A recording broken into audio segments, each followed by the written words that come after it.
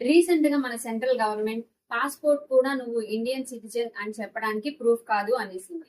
మన దేశంలో ఆధార్ కానీ, PAN card, driving licence, passport ఏది మనం ఇండియన్ సిటిజన్ అని చెప్పడానికి ప్రూఫ్ కాదు. అసలు మరి ఏది మనం ఇండియన్ సిటిజన్ అని చెప్పడానికి ప్రూఫ్? మనం ఇండియన్ సిటిజన్ అని చెప్పుకోవడానికి ఇప్పటి వరకు ఎలాంటి అథెంటిక్ డాక్యుమెంట్ లేదు.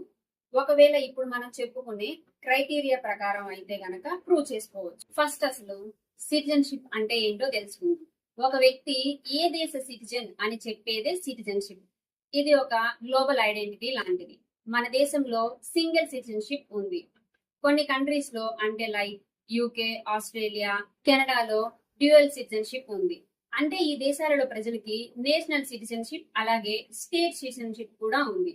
మన రాజ్యాంగంలోని ఆర్టికల్ 5 to 11 సిటిజన్షిప్ గురించి ఉంటుంది. మనం ఇండియన్ సిటిజన్ అని ప్రూవ్ చేయాలి అంటే సిటిజన్షిప్ యాక్ట్ ఆఫ్ 1955 ప్రకారం ఉన్న రిక్వైర్మెంట్స్ ని ఫుల్ఫిల్ చేయాలి.